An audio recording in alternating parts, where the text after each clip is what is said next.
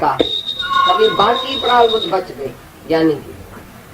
बोला वासना रहित ज्ञानी की खाली प्रारब्ध है बाकी, क्योंकि अपने संकल्प से नहीं चलता है, इच्छा से नहीं चलता है। अविद्या नाश हो गई। पहले तो अज्ञान उसका नाश हो गया कि मैं हूँ, ये मेरा है, उसको प्रारब्ध चलाती है। तुम सब ठगी खोर बैठे ना, मैं नहीं डर जाता हूँ, प्रारब्ध लेके जाती है। मैंने गुत्ते पर जाके बैठता हूँ तो प्रारब्ध लेके जाती है। मैंने बहन के पास गया तो प्रारब्ध लेके गई। ये समझ लेना, ये तुम्हारी ठगी है, तुम्हारा मोह है, तुमको माफी नहीं मिलेगी। ये प्रारब्ध भाई तुमको लेके जाती है। प्रारब्ध तुम्हारी तो है ही नहीं। तुम्हारे को 24 घंटा अपनी इच्छा है। अज्ञानी 24 ही घंटा अपनी इच्छा और अहंकार से चलता है। मैं जाता हूँ, मैं आता हूँ, मैं नहीं जाऊंगा तो कैसे होएगा, मेरे सिवाय कैसे होएगा, मैं जरूर जाऊंगा, मैं ऐसा करूंगा। एक माई पूना से जाती थी दूसरे शहर में, भाई अपने बेटे के बहू के पास जा रही थी। भाई बहू अकेली थी तो दादाजी के पास आई बॉम्बे में मोकलानी करने। दादा मैं जाती हूँ फलाने शहर में, मेरा बेटा मर गया है, मेरी बहू है अकेली, मैं जाती हूँ उधर। तो दादा ने बोला कैसे जाती है भला? बोला मेरी प्रारब्ध लेके जाती है ऊपर। बोला हाँ अभी इधर ठहर जाओ हमारे पास, देखो कैसे प्रारब्ध लेके जाती है तुमको। इधर बैठ जाओ, मैं इसको भेजता हूँ तुम्हारी बहू के पास, वो अकेली है ना, विधवा है ना, ये जाके ज्ञान सुनाएगी। तुम इधर बैठ जाओ, तुम्हारी प्रारब्ध हम देखे तो कैसे तुमको खींच के लेके जाती है। हम भी तो देखे प्रारब्ध क्या होती है। बेचारी माई हैरान हो गई, क्योंकि उसकी दिल थी कि मैं जाऊं अपने बहू के पास, मैं जाऊं अपने पोते की शक्ल देखने के लिए, ये जाएगी तो मेरा क्या होगा। उसने बोला तुम बैठ जाओ इधर, तुम्हारी दिल हमारे से है, तुम बैठ के ज्ञान सुनो इधर। ये जाके तुम्हारे बहू को उधर अच्छी तरह से ज्ञान सुना के, तुम जाके क्या करती है, ये जाके उसकी सेवा करेगी, तुम बैठो इधर। बेचारी को हाथ जोड़ के बोला नहीं मेरी इच्छा लेके जाती है, मैं नहीं बैठ सकती, मेरे को इच्छा है। तो बोला ये कभी नहीं ठगना मेरे पास आके, तो मेरे को प्रारब्ध लेके जाती है। प्रारब्ध कोई चीज ही नहीं है। हे राम जी, देव जो है वो मूर्खों के लिए, बेवकूफों के लिए देव देव करके ये आदमी जलता करता है। मेरी प्रारब्ध ऐसी है, मेरी प्रारब्ध में ऐसा लिखा पड़ा था। जुआ करना मेरी प्रारब्ध में लिखा पड़ा था, ऐसा करना मेरी प्रारब्ध में लिखा पड़ा था, लव मैरिज करना मेरी प्रारब्ध में था। कोई बोलता है भाई इसका लव है कि लड़के से लड़की से, ये तो भाई प्रारब्ध है ना। तो वो पछता था क्यों है, तो मैंने क्यों लव किया, मैंने क्यों शादी किया। जो प्रारब्ध वाला है वो पछताएगा। ज्ञानी प्रारब्ध पर चलने वाला कभी पछताएगा कि मेरे से ये पुण्य हुआ, मेरे से ये पाप हुआ। पछताने वाला जीव होता है जो अपनी इच्छा से शादी करता है।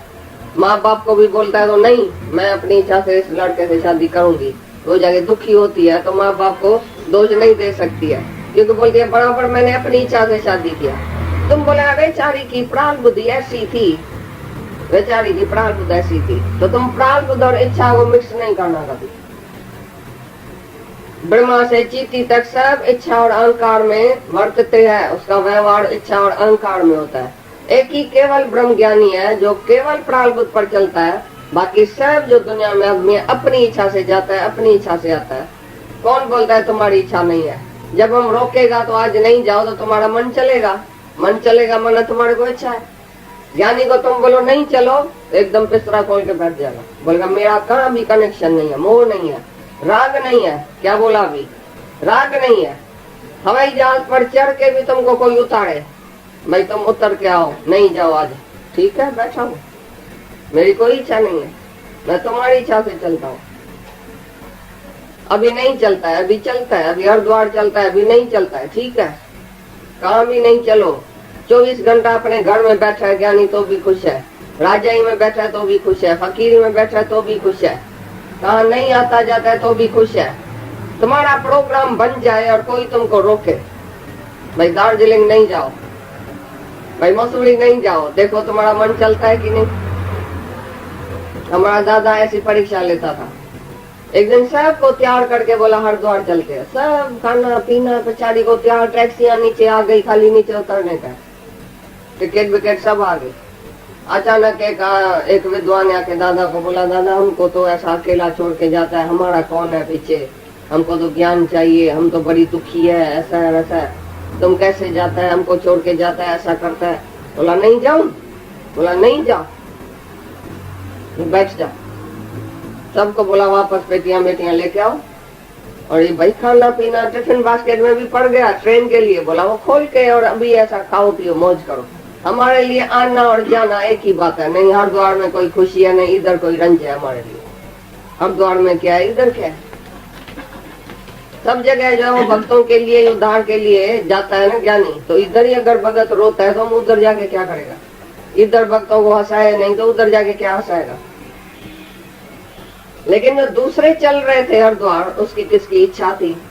कोई मिट मैट से झगड़ा करके भी छुट्टी लेके आया था, कोई मर्द को पर्चा के आया था, भाई मैं मेहरबानी करके जाऊं जरूर क्योंकि मेरी इच्छा है, मेरे को हरिद्वार देखने की है। उसको देखो गुरु से प्रेम नहीं था, तो गुरु अगर इधर बैठा है तो मेरा काम है गुरु से और ज्ञान से, हरिद्वार से। लेकिन साथ साथ में ये भी इच्छा थी मैं हरिद्वार देखूंगा, गंगा जी क्या होती है, ये क्या होता है, वो क्या होता है, मसूरी में भी चलूंगा, इधर भी चलूंगा। देखो घूमने की इच्छा थी अंदर। तो दादाजी ऐसा सबकी इच्छा निकालता था भाई अभी बताओ किसको दुख हुआ, किसको सुख हुआ, किसकी इच्छा थी, कौन प्रारब्धवश चल रहा था, कौन मेरी इच्छा से चल रहा था, कौन अपनी इच्छा से चल रहा था। सब इम्तिहान हो जाता था सबका, एक एक सेकंड में इम्तिहान लेता था सबसे।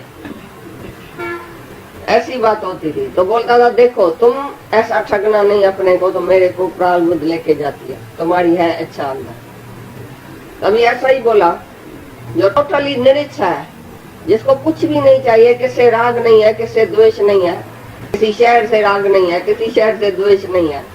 वो जहाँ भी बैठे, जहाँ भी खाए, जहाँ भी पिए, सुख से विचरता है ज्ञानी।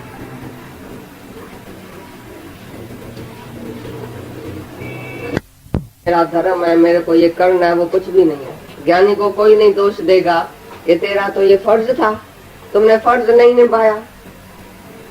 एक आदमी मिलिट्री में जा रहा था, उसकी मंगनी एक लड़की से हो गई। अचानक उसको मिलिट्री ऑफिसर ने बोला भाई तुम चलो लड़ाई में चलो। तो एकदम वो छोड़ के और सबको चला गया। तो तुम बोलेगा क्या, तो वो लड़ाई में तो गया, लेकिन जिस लड़की से मंगनी हुई थी, लव था, उसी से शादी क्यों नहीं किया, निभाया क्यों नहीं। वो लड़की बोलेंगी मेरे से निभाया नहीं, क्योंकि वो बड़े फर्ज में जा रहा था। इसी प्रकार ज्ञानी जो है वो बड़े में बड़ा फर्ज पूरा किया है।